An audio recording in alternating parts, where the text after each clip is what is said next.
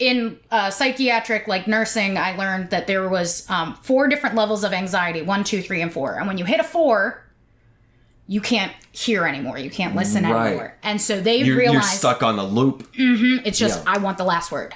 Right.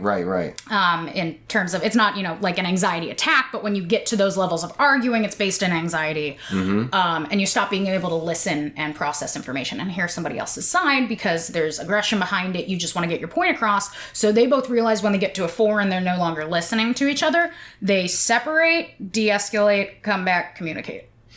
So you just said something that interested me. Well, this is all interesting, but one thing that piqued me was that arguing and wanting to get the last word is based on anxiety. Nobody wants to be wrong. Nobody wants to be wrong. Being told that you're wrong, like if I were to tell you you're wrong about something, innately that feels bad. Right. That doesn't feel good.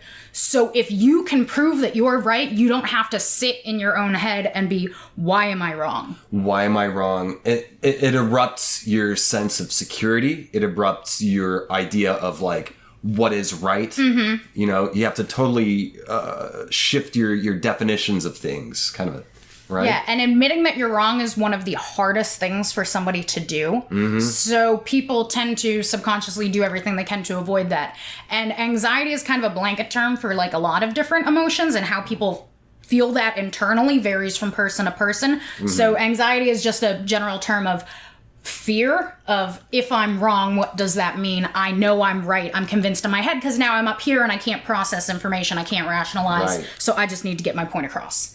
And it can, if you are unaware of how to deal with anxiety or deal with the idea that perhaps you are indeed wrong, if you don't really know how to approach that in a constructive way, you might just end up saying like, well, I'm wrong because I'm a bad person.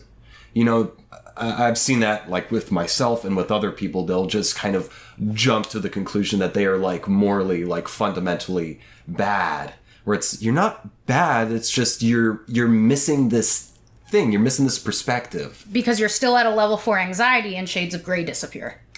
Shades of gray disappear. It is black or white. I am right or I'm wrong. I am good. I am bad because I'm here and I can't think. I can't process my emotions. And all of a sudden and then once you get in that rut, you stay there because that's the emotion that you felt first. So that's what's familiar and that's what you're going to go back to. Right. And some people try to find ways to always go back to that feeling, right? Because you like what's familiar, even if familiar doesn't feel good. You like what's familiar, even if familiar doesn't feel good. Because you know it. It's not a new sensation. New can be scary. Yes. Even if new might be good. Even if new feels amazing.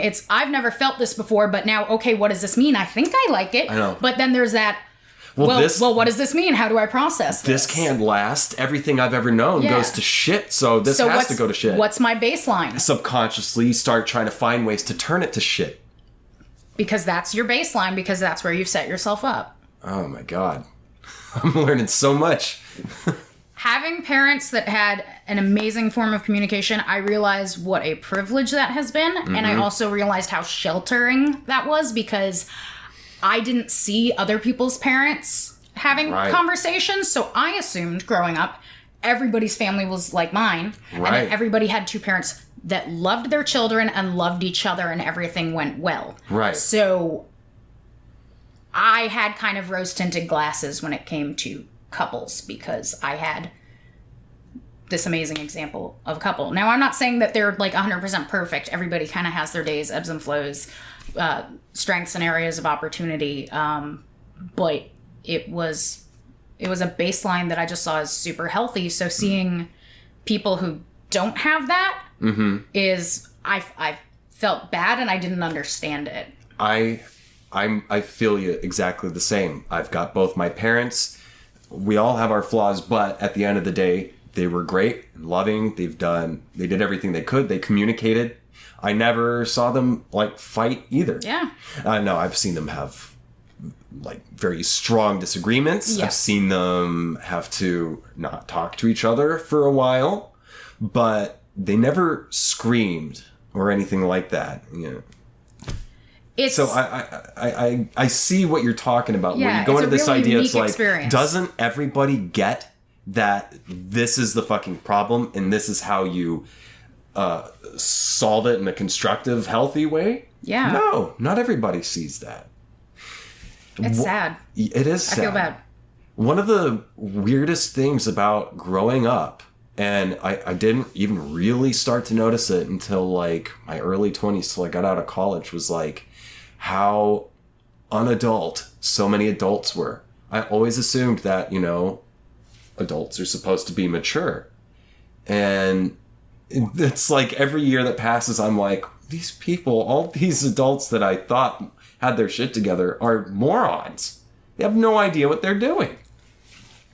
It's what they were taught. It's what they saw. It's, you know, maybe they hadn't been in that situation before, but in a moment with a conversation with somebody, that's how the reaction went. So then they program themselves that that's how interactions go. And some of those people get in positions of power. And they haven't processed whatever trauma they're going through, and then it manifests itself in these ugly, terrible ways. Yep. But that could go for, you know, somebody in a position of power. That could go for a store clerk who you find is a little unsavory. It could go for people who you get along with perfectly well because you haven't seen them in a scenario that has given them enough anxiety to bring out that side of them. And it can happen with people who are, you know, have great upbringing, such as myself. I still have my flaws of, you know, certain buttons. Once those are hit, I can't follow, you know, the example that was set before me, and it's like the I see red thing, and it's like, nope, I can't be the bigger person today. You forget the face of your father. Thank you, son. 2:32. 2:32? Oh, yeah. We're going to take a quick break, and we'll be right back.